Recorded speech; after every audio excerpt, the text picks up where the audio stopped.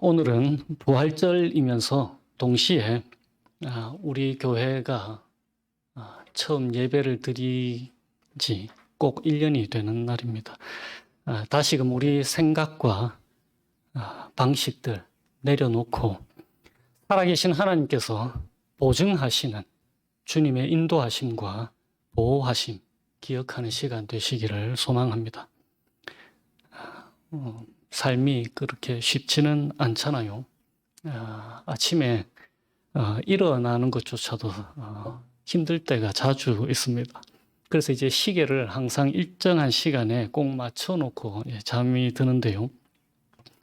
그런데 신기하게도 평일에는 그토록 아침에 일어나기가 쉽지 않아서 시계를 맞춰놓고 시계가 시끄럽게 울어야 겨우 일어나는데, 그리고 일어나서도 이제 한참을 뒤척이다가 이제 일어나는데, 휴일 아침에는 시계가 없어도 어찌 그렇게 쉽게 잠에서 깨어나는지 말입니다.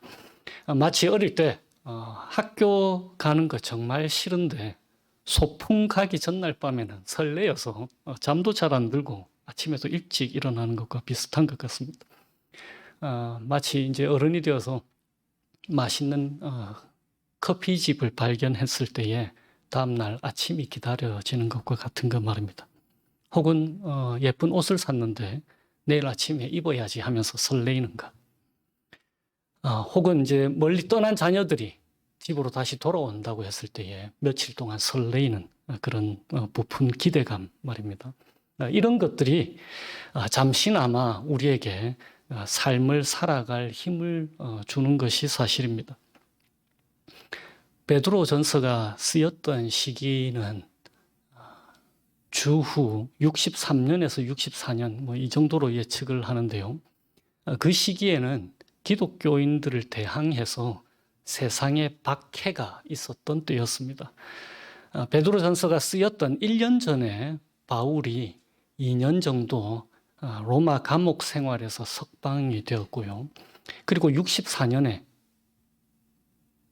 네로 황제에 의해서 로마에 대화재가 있었습니다. 그로부터 3년 뒤인 67년에 바울이 순교를 당하고, 그리고 그 다음에 주후 68년에 오늘 베드로전서를 쓴 베드로가 순교를 당하게 됩니다. 당시에 로마인들과 예수를 믿지 않던 유대인들, 그 사람들은 그리스도인들을 반사회적인 사람들로 봤어요. 그래서 그 당시에 그리스도인들을 부르던 말이 이런 것들입니다. 그리스도인들을 그 당시에 뭐라고 불렀냐면은 무신론자. 희한하죠. 유일한 하나님을 믿는데 무신론자라고 불러요. 왜냐하면 세상이 섬기던 신들 섬기지 않으니까. 그들이 신이라고 외치는 황제 숭배하지 않으니까. 그래서 무신론자다라는 말을 했습니다. 그리고 식인종.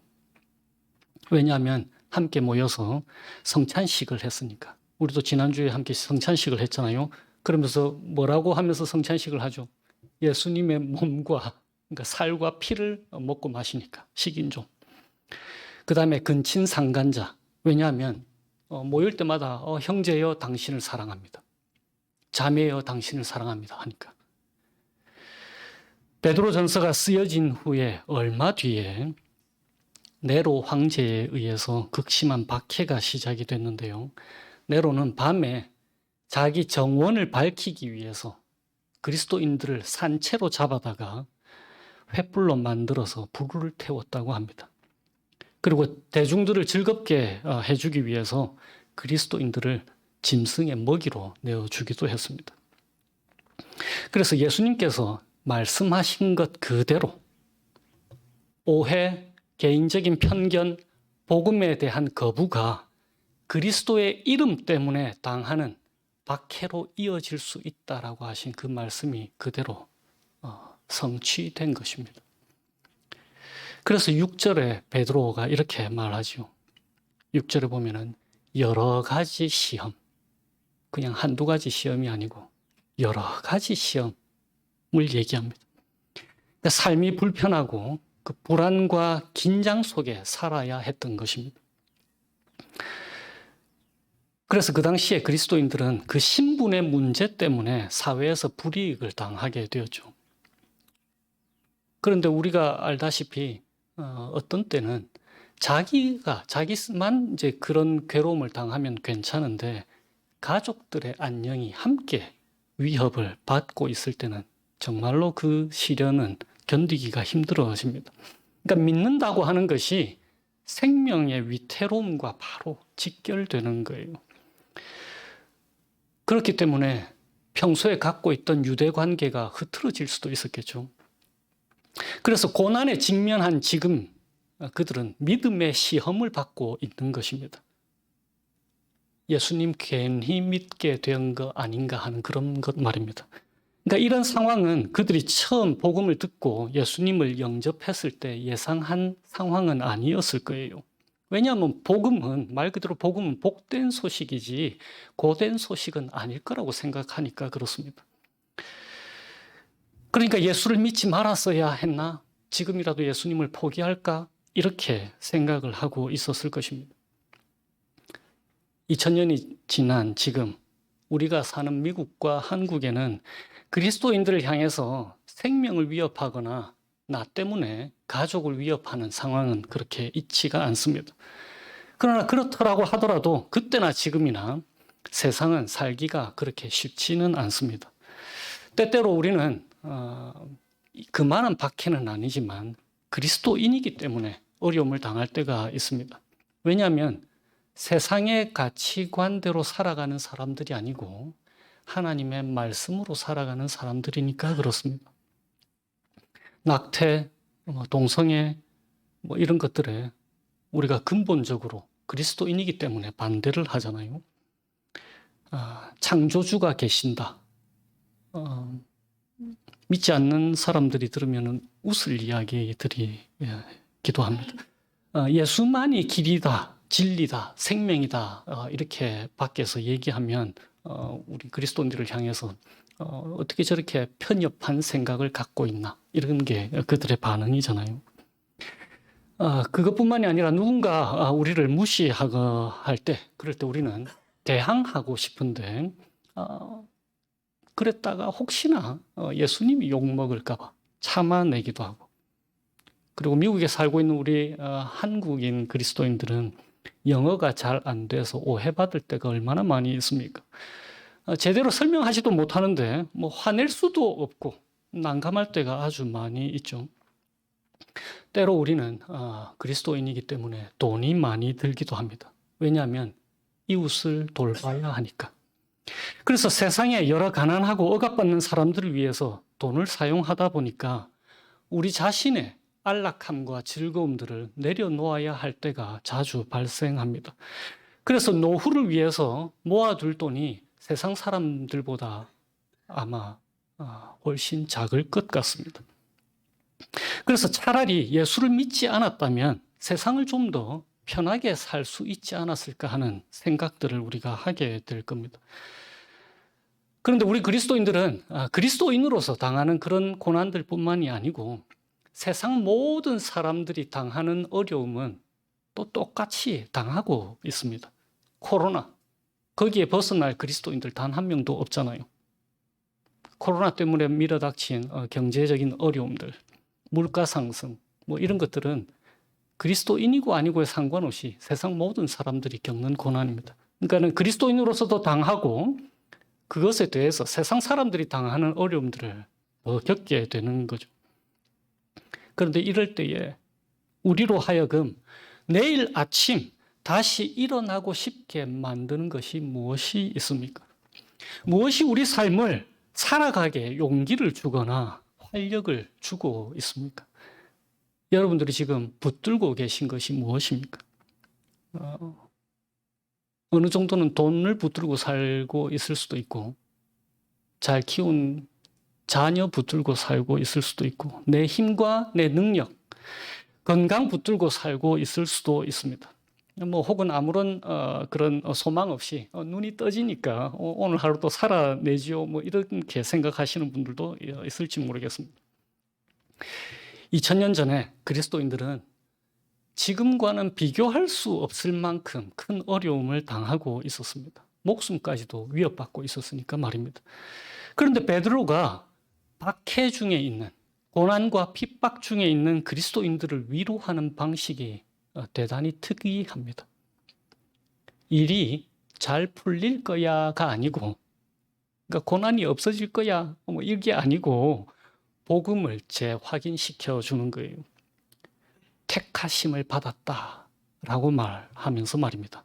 2절을 보십시오. 2절에 곧 하나님 아버지의 미리 아심을 따라 성령이 거룩하게 하심으로 순종함과 예수 그리스도의 피 뿌림을 얻기 위하여 택하심을 받은 자들.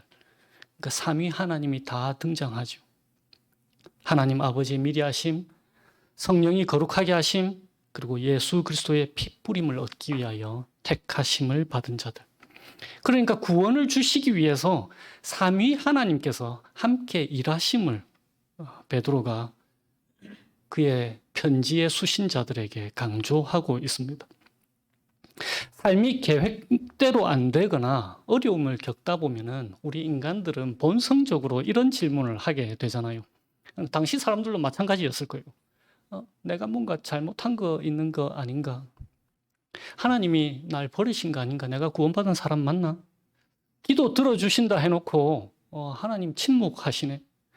정의로우신 하나님께서 왜 로마 황제의 불의한 압제로부터 우리를 지켜내지 못하시는가? 이런 고민들을 했을 것 아닙니까? 그런데 그때의 성경이 이렇게 말하는 거예요. 베드로가 그의 수신자들에게 너희는 택함 받은 자들이라고, 구원받은 자들이라고 베드로가 얘기하는 겁니다. 그런데 그뿐 아니라 3절에 보십시오. 예수 그리스도를 죽은 자 가운데서 부활하게 하심으로 말미암아 우리를 거듭나게 하사 산 소망이 있게 하셨다. 여기서 산 소망은 그 바로 다음 절에 4절에 다시 명시가 되어 있습니다. 썩지 않고 더럽지 않고 쇠하지 아니하는 유업, 곧 너희를 위하여 하늘에 간직하신 것. 그것이 무엇이냐? 5절에 구원이라고 얘기하는 거예요. 산 소망이 그렇게 연결이 되는 것입니다. 그러니까 죽음으로 끝나지 않고 영원한 생명이 있을 것인데 그것을 예수 그리스도의 부활을 통해서 우리에게 보여주셨다라고 선언하는 것입니다. 그런데 무엇보다도 하나님의 능력으로 보호하심을 받는다라고 말씀하고 있습니다. 물론 우리 한글 성경에는 과거형으로 기록되어 있죠. 보호하심을 받았느니라. 그런데 헬라어 원문이나 영어 성경에서는 이게 현재입니다. 현재 진행형으로 되어 있어요. 그러니까는 하나님의 능력으로 보호하심을 받고 있느니라. 현재형으로 기록이 되어 있습니다. 그러니까 그 고난과 핍박이 혼자 감당해내야 하는 것 같은데 하나님의 능력으로 계속 보호하심을 받고 있다라고 얘기하는 거예요. 혹시 내가 버림받은 거 아닌가라고. 왜냐하면 어려움이 너무 크니까. 그런데 그때에 아니다. 너희들 택하심을 받았고 보호하심도 받고 있다라고 말씀하시는 거예요. 그래서 6절에 잠깐 근심하게 되지 않을 수 없었으나 오히려 크게 기뻐한다라고 말씀하시는 것입니다. 그런데 기뻐하는 이유가 한 가지가 더 있습니다. 왜 이 어려운 고난이 그들에게 닥쳐왔는가 하는 거예요. 고난을 통해서 하나님이 뭘 하시고자 하는가를 베드로가 분명하게 얘기하고 있습니다. 그의 많으신 긍휼대로 뭔가를 이루고자 하시는 하나님을 베드로가 얘기하는데요. 7절입니다. 고난이 왜 찾아왔는지. 너희 믿음의 확실함은 불로 연단하여도 없어질 금보다 더 귀하여 예수 그리스도께서 나타나실 때에 칭찬과 영광과 존귀를 얻게 할 것임이니라. 한글 번역이 정확하게 이렇게 느낌이 안 올 텐데요. 이런 뜻입니다. 너희 믿음의 확실함이라고 하는 게 무슨 뜻이냐면요. 고난이 너희 믿음이 진짜인지 가짜인지를 증명해 준다 이런 뜻인 거예요. 그러니까 고난이 하는 일이 그리스도인들의 믿음이 참된 것인지 가짜인 것인지를 프루브해 줄 수 있다. 이런 뜻으로 베드로가 말하는 것입니다.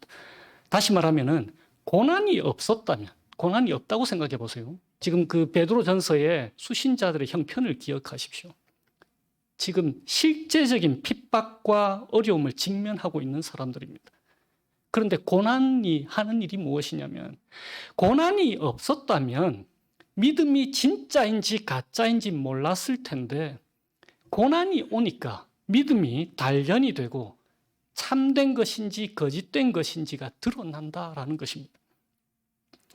그리고 참된 것으로 하나님이 증명해 주셨을 때에 7절 후반에 예수 그리스도께서 나타나실 때에, 다시 오실 때에 칭찬과 영광과 존귀를 그들에게 주실 것이다라고 하는 약속을 떠올려 주는 거예요. 고난 가운데 있는 그리스도인들의 힘으로 해내야만 하는 그러한 고난에서의 견딤을 얘기하는 것이 아닙니다. 5절 말씀처럼 하나님의 능력으로 보호하심을 받고 있다라고 베드로가 선언하는 거예요.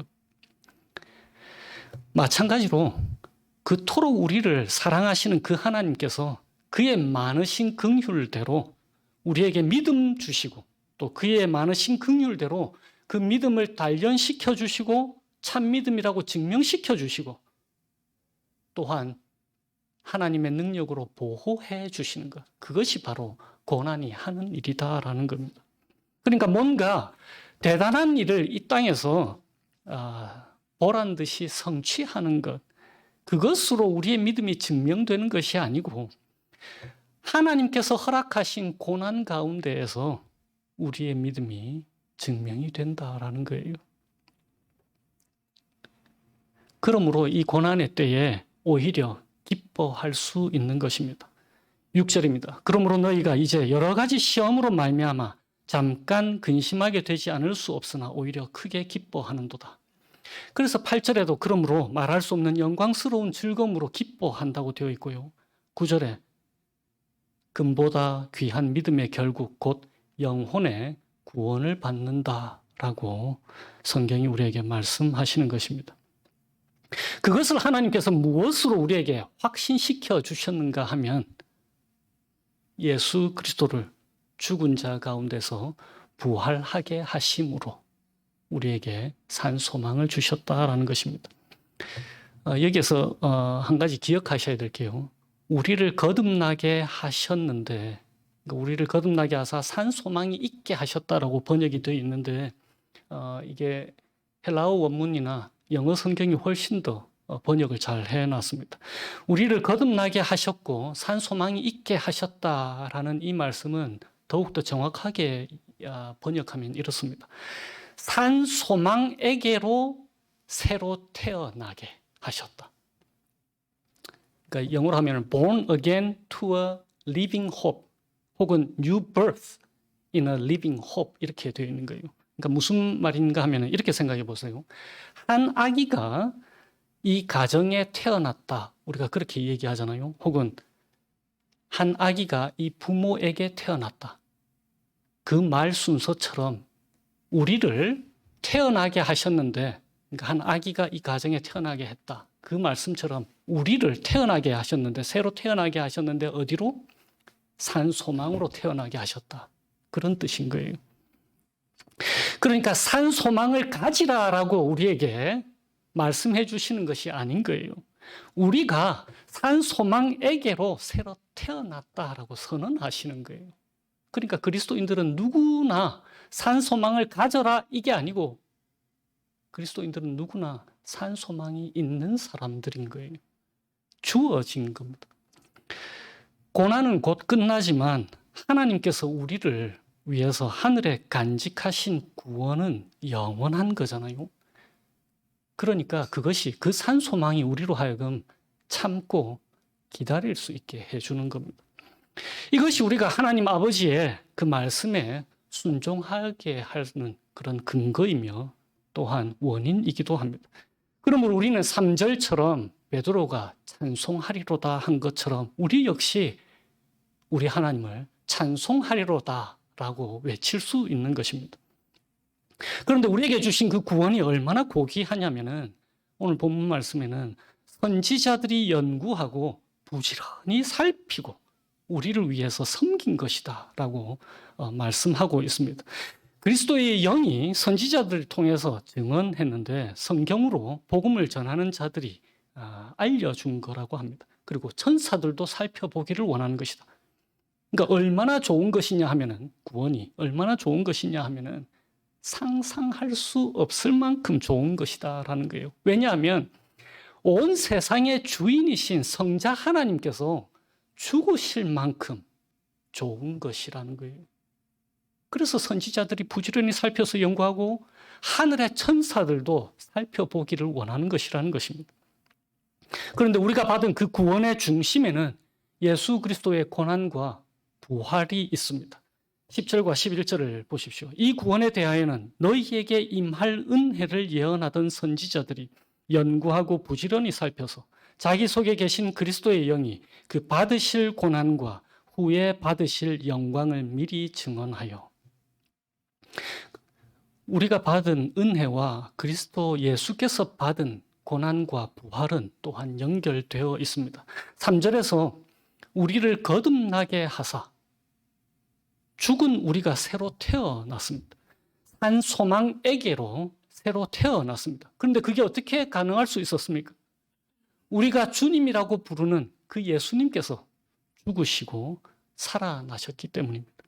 그리고 4절에 썩을 것과 더러워지는 것과 낡아 없어질 것을 인생의 전부인 양 추구하는 우리를 위해서 예수님이 대신 썩을 것처럼, 더러워지는 것처럼, 낡아지는 것처럼 죽으셨다가 영원히 부활하셨습니다. 그리고 5절에 우리가 하나님의 능력으로 보호하심을 받게 하기 위해서 예수 그리스도께서 하나님의 보호하심은커녕 버림을 받으신 것입니다. 9절에 우리에게 영혼의 구원을 주시기 위해서 예수님께서 그분의 영혼에 버림을 당하신 겁니다. 그러니까 우리가 받아야 할 것, 우리 주님이 다 담당하신 것입니다. 그래서 이 귀한 구원을 받았으므로 우리가 기뻐하고 즐거워하는 것이 마땅하다라고 베드로가 얘기하는 거예요. 21세기를 살아가는 우리가 가지고 있는 소망이 무엇입니까? 혹시 죽을 것에 소망을 두고 살고 있지는 않으십니까? 없어질 것들. 베드로전서 오늘 읽지는 않았지만 1장 18절에 한번 보십시오. 은이나 금같이 없어질 것. 혹시 이것들에 소망을 두고 살아가고 있지 않습니까? 여러분들에게 살아있는 소망, 산 소망은 무엇입니까? 없어지지 않을 것, 죽지 않을 것. 죽음에서 부활하신 그리스도 말고 죽지 않을 게 무엇이 있습니까? 영원히 살아있을 것. 없어질 것들에 소망을 둔다면 그것은 죽은 소망이겠죠. 금과 은, 보화 모두 다 사라질 것들입니다. 건강 다 약해질 것들이에요. 베드로전서 1장 오늘 읽지 않은 24절을 보십시오. 거기에는 꽃은 시들고 떨어질 거라고 얘기합니다. 마찬가지로 사람들은 모두 다 늙어서 죽을 거예요. 이 땅에 살아있는 소망은 단 한 가지밖에 없습니다. 죽음에서 부활하셔서 영원히 살아계신 주 예수 그리스도. 그분에게만 산 소망이 있는 것입니다. 썩거나 더럽고 쇠하여 없어질 죽은 소망 대신에 흠 없고 점 없는 어린 양 같은 그리스도의 보배로운 피로 말미암은 영원한 산 소망을 주시려고 죽음에서 부활하신 것입니다. 1장 23절에서 25절을 한번 보십시오. 너희가 거듭난 것은 썩어질 씨로 된 것이 아니요 썩지 아니할 씨로 된 것이니 살아있고 항상 있는 하나님의 말씀으로 되었느니라. 그러므로 모든 육체는 풀과 같고 그 모든 영광은 풀의 꽃과 같으니 풀은 마르고 꽃은 떨어지되 오직 주의 말씀은 세세토록 있도다 하였으니 너희에게 전한 복음이 곧 이 말씀이니라. 21절도 보십시오. 너희는 그를 죽은 자 가운데서 살리시고 영광을 주신 하나님을 그리스도로 말미암아 믿는 자니 너희 믿음과 소망이 하나님께 있게 하셨느니라. 죽지 않는 영원하신 하나님께 우리의 소망이 있게 하셨다라고 말씀하십니다. 그러니까 산 소망, 살아있는 소망을 주시려고 살아계신 하나님께서 살아있는 말씀으로 우리를 예수 그리스도 안에서 거듭나게 하셨다라는 것입니다. 그렇게 우리를 구원하시고 산 소망을 우리에게 주신 거예요. 이 땅에서 죽을 그 소망 붙들지 않게 하시려고 하나님께서 우리에게 산 소망에게로 우리를 거듭나게 하셨습니다. 왜냐하면 죽은 소망을 붙드는 것은 멸망으로 가는 길이니까 그렇습니다. 잠언에 비슷한 말씀이 있는데요. 잠언 18장에 이렇게 되어 있어요. 여호와의 이름은 견고한 망대라. 여호와의 이름은 견고한 망대라. 의인은 그리로 달려가서 안전함을 얻느니라. 그런데 그 다음 절에 부자의 재물은 그의 견고한 성이라. 두 개가 완전히 대치가 되어 있죠. 부자의 재물은 그의 견고한 성이라. 그가 높은 성벽같이 여기느니라. 그런데 그 다음 말씀. 사람의 마음의 교만은 멸망의 선봉이요 겸손은 존귀의 길잡이니라. 부자의 재물을 의지하는 자는 멸망으로 달려가는 거라고 말씀하고 있는 것입니다. 여호와의 이름에게만 오로지 영원한 견고한 성이 되는 거예요. 이제 다시 25절을 보십시오. 오직 주의 말씀은 세세토록 있도다 하였으니 너희에게 전한 복음이 곧 이 말씀이니라. 바로 거기에 산 소망이 있습니다. 오늘 부활절이고 교회 1주년이에요. 우리의 지친 삶에 주시는 산 소망이 바로 이것입니다. 우리가 산 소망에게로 새로 태어난 사람들인 거예요. 멸망으로 달려가는 세상 방식대로 사는 삶에서 우리를 건져내셔서 살아계신 하나님의 말씀으로 살 수 있도록 산 소망을 우리 모두에게 주셨습니다. 하나님의 인도하심대로 말씀대로 살다 보면은 결과가 좋지 않을 때가 상당히 많이 있습니다. 그런데 그것이 바로 예수님 때문에 당하는 고난인 거예요. 쉬운 예를 한번 들어보십시다. 물론 각자의 삶이 다 다르니까 나중에 시간 내서 말씀을 묵상해 보시고요. 예를 들어서 한 주 중에 하루 쉬라고 하실 때에 가게 문 닫으면 손해볼 것 같잖아요. 그리고 우리 대학생들, 학생들은 주일에 제가 다인이한테 늘 강조하는 게 있거든요. 학생들 주일날 공부하지 마. 6일 동안 열심히 하고 제7일에 쉬어, 그냥 쉬어. 그거 율법으로서가 우리에게 주신 거 아닙니다. 율법으로서가 아니고 자유누리라고 주신 거잖아요. 자유누리라고. 왜냐하면 주님이 책임지시겠다고 약속하셨잖아요. 그거 경험하라는 겁니다. 그러니까 남들 7일 공부해서 우리는 6일 공부하니까 성적이 떨어지는 게 가능하거든요. 그런데 언제 우리가 오늘 말씀 1장 5절처럼 하나님의 보호하심을 경험하겠습니까? 우리가 언제 하나님의 보호하심을 경험하겠어요? 보호해줘야 될 게 있어야 보호를 경험하죠. 보호해 줄 게 있어야 보호를 할 거 아닙니까? 하나님 말씀대로 살도록 인도하시는 이유는 하나님이 보호해 주시겠다는 약속이 있기 때문에 그렇습니다. 세상 방식대로 하나님 아버지 없는 사람들처럼 재물 다 쌓아놓고 모든 것에 안전장치 다 마련해놓고 하나님의 보호하심을 바란다? 어디에서 보호하심이 필요하다는 겁니까? 하나님도 헷갈리실 거예요. 어쩌라고 하시겠죠, 하나님도.